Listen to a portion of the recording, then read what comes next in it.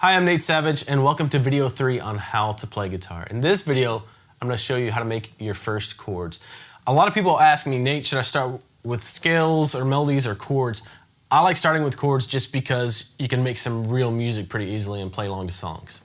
First off in this lesson, I'm going to go over some important numbering systems that you need to know to play the guitar. Numbering system for your fingers, numbering system for the strings on the guitar, and the numbering system for the frets on the guitar.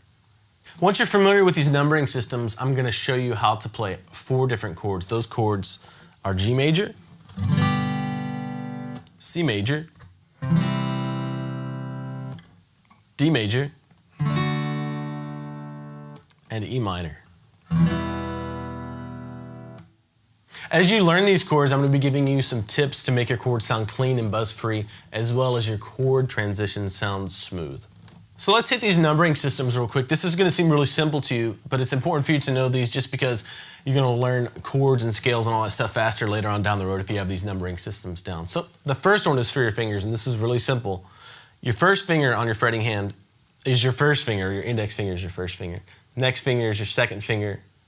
Third finger is your third finger, and the fourth will be labeled like the number 4. When you see a chord diagram, you're going to see dots with numbers in them. Those dots, 1 through 4, are telling you 1, 2, 3, or 4, which finger to use to press that note down on that chord. The next numbering system I want to go through with you is the numbering system for the strings of the guitar. And this is a little bit counterintuitive to some people, so let's just go through this real quick. The first string is going to be your thinnest string. A lot of people think the lowest or the thickest string is the first string, but that's not the case. So this is your first string, second, third, fourth, fifth, sixth. Just remember your highest string or your thinnest string is your first string, and your thickest string is your sixth string. The last numbering system that I want to go over is for the frets of the guitar, and this is really easy. The frets are the metal strips that you see going all the way up the guitar, and this is the first fret, second fret, third fret, and so on. So if somebody tells you to put your first finger on the first fret of the 6th string, you're going to take your index finger and put it right behind that first metal strip, that fret, on the 6th string. Another example, if somebody tells you to put your third finger on the 3rd fret of the 5th string, you're going to put your ring finger or your third finger right behind that 1, 2, 3, 3rd fret on that 5th string right there.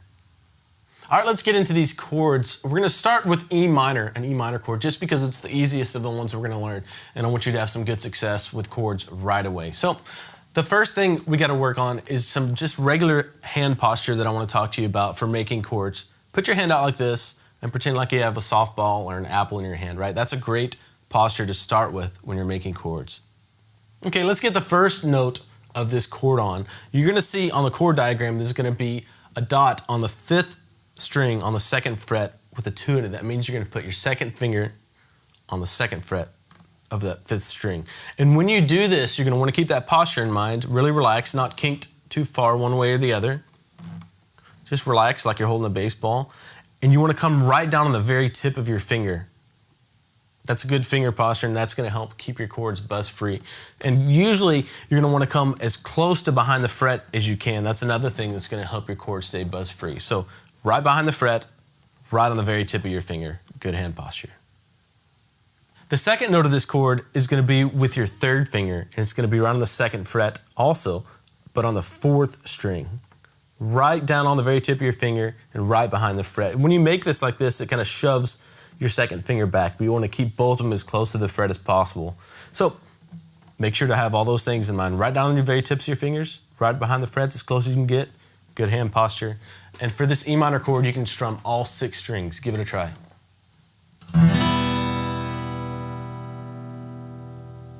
So one of the tips to learning how to memorize chords is to put the chord on. It may take you a while at first, that's fine. Take it off, shake it out all the way off. Put it on there, leave it on there for a good 20 or 30 seconds. Help your muscle memory kick in. Take it off, put it on, take it off. And if your strings are buzzing kind of like this, or muted, go through the tips that I gave you. Make sure you're coming right down on the very tips of your fingers, right behind the frets, and then your hand posture is good. All right, let's move on to a D major chord. Let me just show you what it looks like real quick, and then we'll work on getting it on.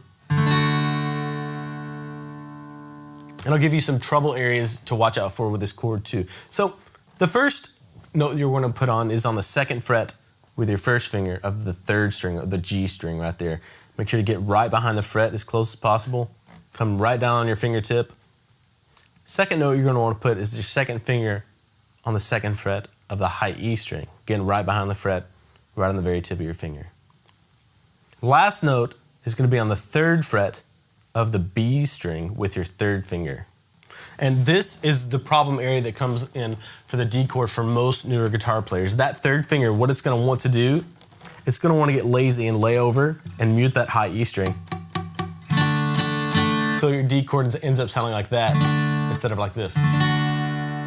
So watch out for that. And one tip I have for you to help you avoid this is watch this posture. I'm going to have like just poor posture.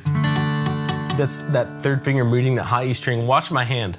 See how it's kind of kinked that way? That's what a lot of people do. If you bring your elbow down and have that good posture like you're holding an apple or something, it's going to put your hand in a lot better position to make that clean D chord, and that third finger won't mute that high E string if you're coming right down on the very tip of your finger. And for this D chord, you only strum the top 4 strings. You leave the low E and A strings completely out.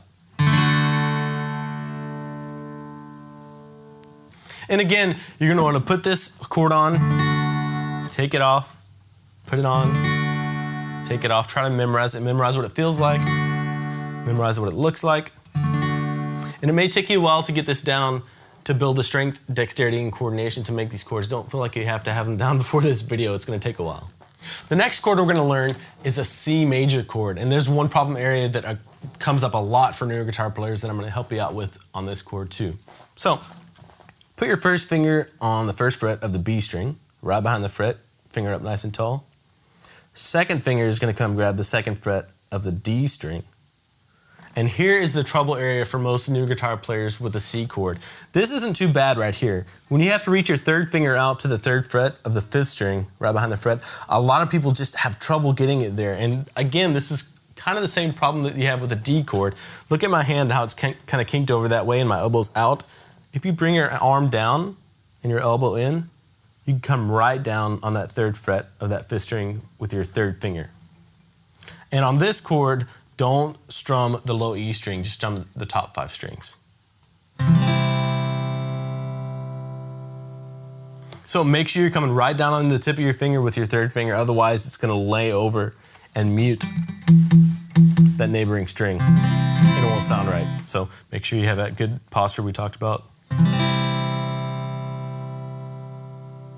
Another tip that I want to give you to help you learn this C chord really well is to put, build it just like we did, first, second, then third finger. But you can also do the opposite. You can start with your third finger so you can get that hard to reach third finger in shape, then put your second finger down and then build that chord backwards, and then your first finger. So both ways, but eventually you'll want to get to where you can go just right to it all together at once. The last chord we're going to learn is a G major chord, and I have 2 different fingerings for this one for you. You can choose whichever one works best for you. The one I like to use starts off with your pinky on the third fret of the high E string.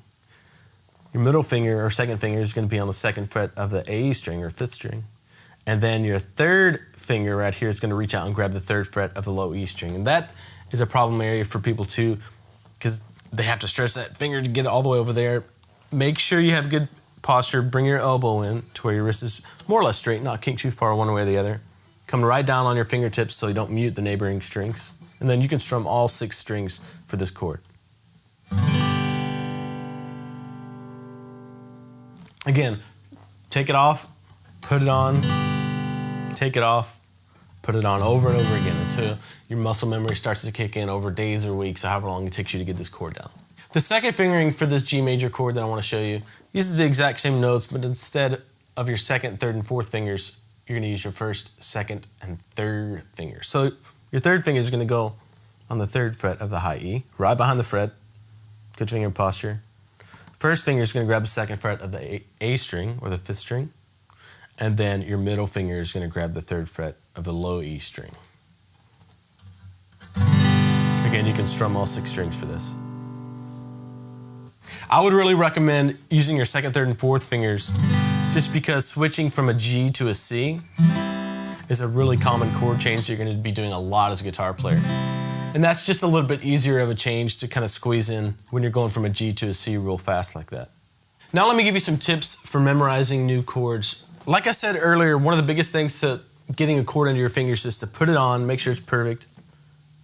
Leave it there for a while, 20, 30 seconds. Let your muscles kind of memorize what that feels like. Take it off, shake your entire hand out, put it back on, leave it there. Take it off, shake it out. And do this multiple times a day. That's gonna help your long-term memory and your muscle memory kick in. You're also going to want to try to memorize what a chord feels like. If you don't even look at the chord, you should be able to kind of feel like, okay, that feels like a C chord. Try to memorize the chord that way too. Also, memorize what the chord looks like. The more ways you can attack something to memorize it, the better off you're going to be.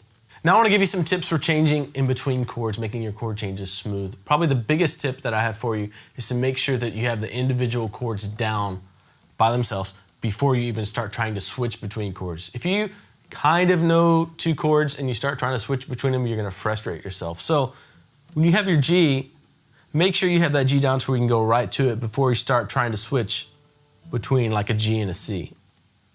The next tip I have for you for switching between chords is to anticipate the next chord. And by that, I don't mean you want to rush to the next chord, but you want to be aware of what chord is coming up. If you're playing a G and you know a C is coming up, be thinking about that. Think about the way that chord feels, think about the way it looks, and be ready to go right to it.